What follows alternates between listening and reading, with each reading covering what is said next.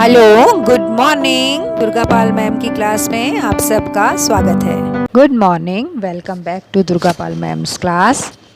आज की इस वीडियो में हम पढ़ने जा रहे हैं क्लास 6 मल्हार बुक से 11 चैप्टर चेतक की वीरता।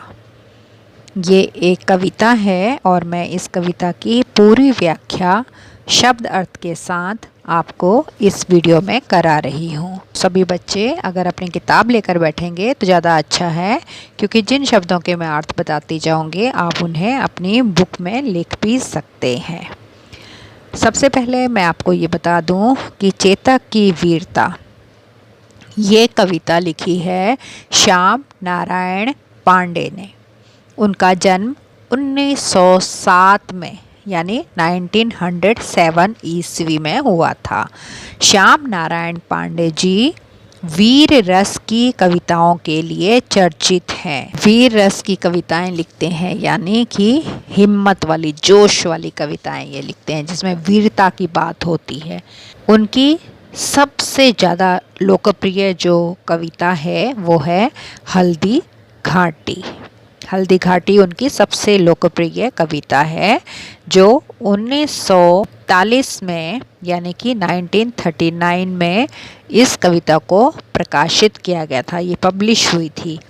अभी आप जो चेतक की वीरता कविता पढ़ेंगे ना, वो हल्दी घाटी का ही एक अंश है, यानी वो हल्दी घाटी का ही एक हिस्सा है। हल्दी घाटी बहुत लंबी कविता है जिसका एक हिस्सा ये भी है चेतक की वीरता।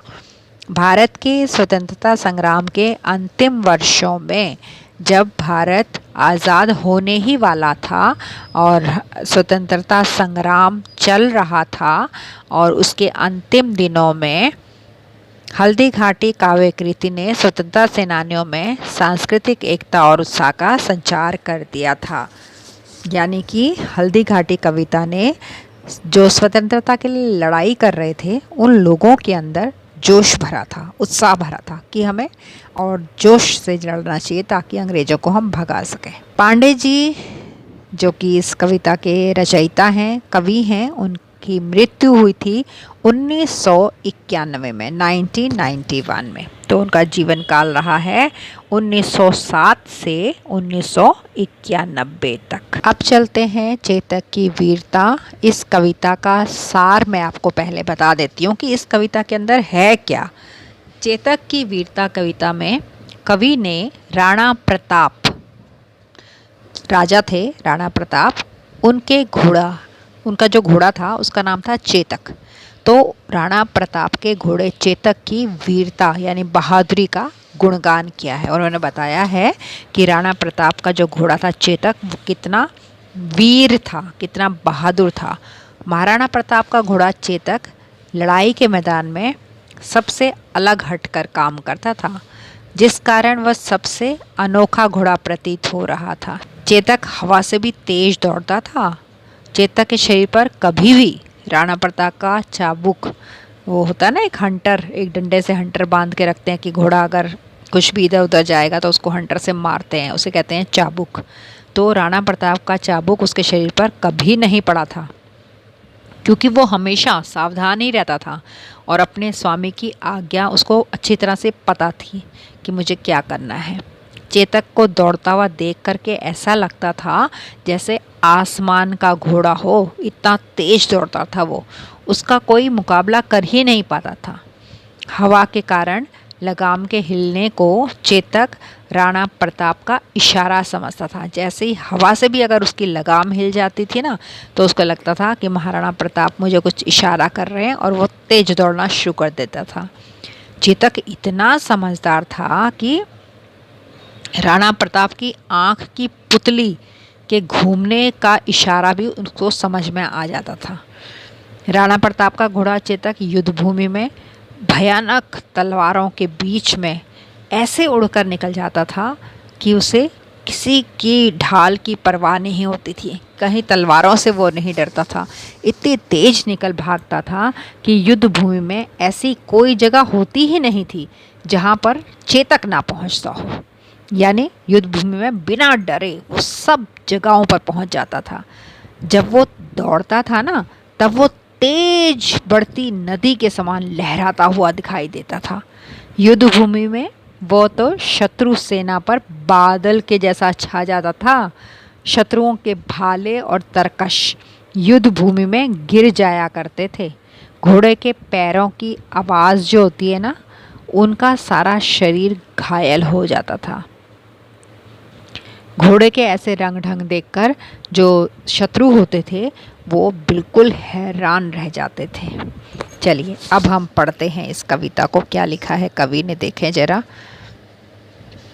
रण बीच चौकड़ी भर भर कर चेतक बन गया निराला था। यानी कि रण का मतलब है युद्ध। युद्ध के बीच में चौकड़ी का मतलब है छलांग मारना। रण के बीच में छलांगें लगा लगा कर चेतक निराला बन गया था, यानी अनोखा बन गया था। राणा प्रताप के घोड़े से पड़ गया हवा का पाला था। राणा प्रताप का घोड़ा चेतक युद्ध भूमि में चौकड़ी भरकर यानी छलांगे मार मार कर सबसे अलग, सबसे विशेष बन गया था। यानी चेतक युद्ध भूमि में सबसे अच्छा प्रदर्शन कर रहा था, जिस कारण वो सबसे अनोखा घोड़ा दिखाई दे रहा था युद्ध भूमि में। चेतक बन गया निराला था, राणा प्रताप के घोड़े से पड़ गया हवा का पाला था। चेतक इतनी तेज दौड़ लगाता था कि लगता था जैसे हवा के साथ वो कंपटीशन कर रहा है, प्रतियोगिता कर रहा है, अर्थात वो हवा से भी तेज दौड़ता था। गिरता न कभी चेतक तन पर राणा प्रताप का कोड़ा था, वह दौड़ रहा अरि मस्तक पर या आसमान का घोड़ा था। तो इसका मतलब है कि चेतक के शरीर पर कभी भी राणा प्रताप का चाबुक नहीं पड़ता था, अर्थात राणा प्रताप को कभी भी चेतक को चाबुक से मारना नहीं पड़ता था, क्योंकि वह हमेशा सावधान रहता था और अपने स्वामी की आज्ञा को वो अच्छी तरह से समझता था, जिस कारण राणा प्रताप को कभी भी उसके शरीर पर चाबुक मारने की नौबत ही नहीं आती थी। चेतक जब दौड़ रहा होता था ना, तो उसको दौड़ता हुआ देख करके ऐसा लगता था जैसे वो अरि मस्तक पर दौड़ रहा है। अरि का मतलब है शत्रु और मस्तक का मतलब है माथा। ऐसा लगता था उसको दौड़ता हुआ देख करके जैसे वो शत्रुओं के सिर पर पैर रख करके दौड़ रहा है।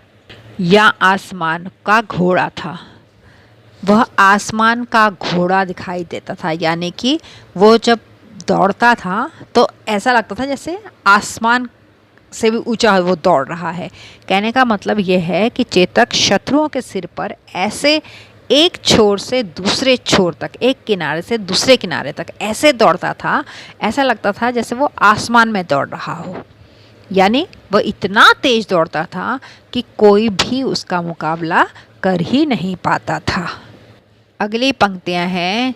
जो तनिक हवा से बाग हिली, लेकर सवार उड़ जाता था। राणा की पुतली फिरी नहीं, तब तक चेतक मुड़ जाता था। इन पंक्तियों में कवि राणा प्रताप के घोड़े चेतक की वीरता का गुणगान करते हुए आगे हमें बता रहे हैं कि यदि थोड़ी सी भी तनिक, थोड़ी सी भी हवा से बाग का मतलब है उसकी लगाम, जो घोड़े के मुंह पर ये लगी हुई है ना लगाम, इसको कहते हैं, इस रस्सी को लगाम कहते हैं। तो अगर हवा से भी थोड़ी सी भी उसकी लगाम हिल जाती थी तो वो अपने ऊपर बैठे हुए सवार को लेकर के उड़ जाता था, यानी कि तेज गति से दौड़ने लगता था। कहने का अभिप्राय ये है कि हवा के कारण लगाम के हिलने को चेतक राणा प्रताप का इशारा समझता था। वो सोचता था कि मेरे ऊपर जो सवार बैठा हुआ है, यानी राणा प्रताप जो मेरे ऊपर बैठे हुए हैं, हवा से बाग हिली है, लेकिन वो सोचता था कि राणा प्रताप ने ये हिलाई है, यानी वो मुझे चलने का इशारा कर रहे हैं। तो उस इशारे को समझ करके वो हवा से भी तेज दौड़ लगाना शुरू कर देता था। राणा की पुतली फिरी नहीं, तब तक चेतक मुड़ जाता था। महाराणा प्रताप के आँखों की पुतली फिरती भी नहीं थी, मुड़ती भी नहीं थी, उससे पहले चेतक मुड़ जाता था। चेतक इतना समझदार था कि राणा प्रताप की आँख की पुतली के घूमने को उनका इशारा समझता था और मुड़ जाता था। मतलब कि महाराणा प्रताप की आँखों की पुतलियाँ भी नहीं मुड़ पाती थी, वो पहले ही मोड़ ले लेता था, पहले ही मुड़ जाता था। आगे पंक्तियाँ हैं, कौशल दिखलाया चालों में, उड़ गया भयानक भालों में। राणा प्रताप का घोड़ा चेतक युद्ध भूमि में अपने चाल के हुनर का परिचय देते हुए भयानक भालों के बीच में, भाला कहते हैं ये जो राणा प्रताप के हाथ में है ना, ये है भाला, इसे कहते हैं भाला, जिसकी जो किनारा होता है, नोक होती है, बड़ी नुकीली सी होती है, इसे भाला कहते हैं। यहाँ पर लिखा हुआ है कि कौशल दिखलाया चालों में, चेतक अपनी चाल का हुनर दिखाता था और भयानक भालों में के बीच में वो उड़ जाता था। मतलब कि जो युद्ध भूमि में भयानक भाले पकड़े हुए दुश्मन होते थे, उनके बीच में से वो उड़ कर के निकल जाता था। निर्भीक, निर्भीक का मतलब होता है डरे बिना, निडर होकर। वह ढालों में सरपट दौड़ा कर वालों में, इसका मतलब है कि वो बिना डरे, ढालों की परवाह किए बिना उनमें से निकल जाता था। ढाल होता है अपने आप को बचाने के लिए जो हाथ में पकड़े रहते हैं युद्ध, जो सैनिक होते हैं, एक हाथ में तलवार होता है, भाला होता है, और दूसरे हाथ में उनके ढाल होता है कि अगर कोई उन्हें मारेगा तो वो ढाल को आगे करके बच जाते थे। लेकिन चेतक को ढालों की कोई परवाह नहीं थी। वो निडर होकर के ढालों के बीच में से सरपट लगातार तेज दौड़ता हुआ करवालों, करवालों का मतलब है तलवार, तलवारों के बीच में से वो सरपट दौड़ता हुआ निकल जाता था। कौशल दिखलाया चालों में, उड़ गया भालों में, निर्भीक गया वह ढालों में, सरपट दौड़ा करवालों में। यानी कि चेतक अपने चाल का कौशल दिखाते हुए भयानक भालों के बीच में से उड़कर निकल जाता था और वो निडरता से ढाल की परवाह किए बिना तलवारों के बीच में सरपट दौड़ता रहता था। बिना डरे, ढालों की परवाह किए बिना उनमें से निकल जाता था। वह तलवारों के बीच में से भी इतनी तेज़ी से निकलकर दौड़ जाता था। कहने का मतलब यह है कि चेतक को कहीं भी कोई बाधा रोक ही नहीं पाती थी। वह युद्ध भूमि में अपना पूरा कौशल दिखाता था। अब अगली पंक्तियाँ हैं, है यहीं रहा अब यहाँ नहीं है, वह वहीं रहा है वहाँ नहीं, थी जगह न कोई जहाँ नहीं, किस अरि मस्तक पर कहाँ नहीं। इन पंक्तियों में कवि ने राणा प्रताप के घोड़े चेतक की वीरता का गुणगान आगे करते हुए हमें बताया है कि राणा प्रताप के घोड़े चेतक की एक महत्वपूर्ण विशेषता थी। क्या विशेषता थी? है यहीं रहा अब यहाँ नहीं। वो विशेषता ये थी कि वो युद्ध भूमि में एक जगह टिकता ही नहीं था। है यहीं रहा, ऐसा लगता था कि यहीं पर है, लेकिन देखो तो अब यहाँ नहीं है। वह वहीं रहा, लगता था वो रहा, वहाँ नहीं, और फिर ध्यान से देखो तो वहाँ भी नहीं है। वह युद्ध भूमि में एक क्षण एक जगह दिखता था तो दूसरे क्षण वहाँ होता ही नहीं था। वो जहाँ भी दिखता था दूसरे ही क्षण वहाँ भी नहीं होता था। युद्ध भूमि में ऐसी कोई जगह नहीं थी जहाँ वह नहीं होता था। वह वहीं रहा, वहाँ नहीं, थी जगह न कोई जहाँ नहीं।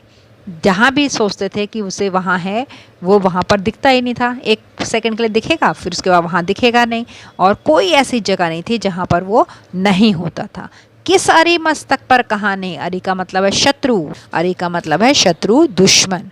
कौन सा ऐसा दुश्मन था जिसके माथे पर पैर रख कर के वो दौड़ता नहीं था? युद्ध भूमि में ऐसी कोई जगह नहीं होती थी जहाँ वह नहीं होता था। यानी वह युद्ध भूमि में बिना डरे सभी जगह पहुँच जाता था। ऐसा लगता था जैसे युद्ध क्षेत्र में वो प्रत्येक शत्रु के मस्तक पर विराजमान हो। वह बढ़ते नद सा वह लहर गया। ऐसा लगता था जैसे नदी कोई बढ़ती हुई आ रही है। युद्ध भूमि में वो वैसे दौड़ता था जैसे कोई तेज बढ़ती हुई नदी लहरा रही है। वह गया गया फिर ठहर गया, और दौड़ते दौड़ते दौड़ते अचानक से कहीं पर वो रुक जाता था। विकराल वज्रमय बादल सा, वो कैसा था? विकराल, भयंकर, वज्र, वज्र मतलब चट्टान के समान, बादल जैसा। कैसा दिखाई देता था वो? भयानक चट्टान के समान, बादल जैसा। शत्रु सेना पर भयानक बादल बनकर वज्र के समान, चट्टान के समान अरि की सेना पर गहर गया। तो इस पंक्ति का अर्थ हम इस तरह से करेंगे, विकराल वज्रमय बादल सा अरि की सेना पर गहर गया। वो भयंकर बादल के समान चट्टान बनकर शत्रु की सेना पर टूट पड़ता था। अर्थात वह तो शत्रु सेना पर बादल की तरह छा जाता था। जैसे बादल आसमान को घेर लेते हैं ना, ऐसे ही वो सारे शत्रुओं को घेर लेता था। भाला गिर गया, गिरा निशंग। और तब क्या होता था कि जो शत्रु सेना होती थी उनके भाले गिर जाते थे, उनका निशंग, निशंग यानी तरकश, जिसमें बाण रखते हैं, जिसमें पीठ पर बांधे रहते हैं, वो तरकश युद्ध भूमि में गिर जाते थे। हय टापों से खन गया अंग। हय, हय का मतलब होता है घोड़ा। घोड़े के टाप, टाप यानी कदम, घोड़े के कदमों से, पैरों की टापों से उन शत्रुओं का सारा अंग यानी शरीर खन जाता था। खनना यानी जख्मी हो जाता था, घायल हो जाता था। बैरी समाज रह गया दंग। और सारा शत्रु समाज जो था, शत्रुओं का दल जो था, जितने भी शत्रु वहाँ पर होते थे वो सब दंग रह जाते थे, हैरान रह जाते थे। घोड़े का ऐसा देख रंग। एक घोड़े का ये हरकत देख कर, एक घोड़े की ऐसी कामयाबी देख करके, एक घोड़े का ऐसा रंग ढंग देख करके जो शत्रुओं का दल था वो बहुत हैरान हो जाता था। ये थी आपकी कविता चेतक की वीरता। श्याम नारायण पांडे जी के द्वारा लिखी हुई कविता चेतक की वीरता। मैंने कोशिश की है कि आपको प्रत्येक लाइन, शब्द का अर्थ बताते हुए सरल अर्थ में उसकी व्याख्या बताऊं। पहले तो ये कविता ही बहुत मनोरंजक है, बहुत ही वीरता से भरी हुई है, वीर रस की कविता है, पढ़ने में ही बहुत खूबसूरत लगती है। और अगर मेरा व्याख्या करना आपको पसंद आ गया है तो बेटा, जितने प्यारे आप हो उतना ही प्यारा एक कमेंट छोड़ो, मैं अगली वीडियो में आपका नाम ज़रूर लूँगी।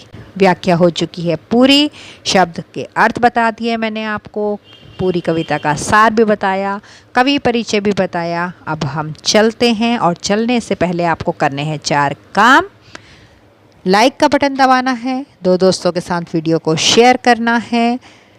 दुर्गा पाल मैम की क्लास को अभी तक सब्सक्राइब नहीं किया है तो पहले सब्सक्राइब कर लीजिए और बेल आइकन को दबा देना, जिससे जैसे ही मैं चेतक की वीरता के क्वेश्चन आंसर का वीडियो डालूंगी आपको पता चल जाएगा, मैसेज आ जाएगा कि मैडम ने डाल दिया है।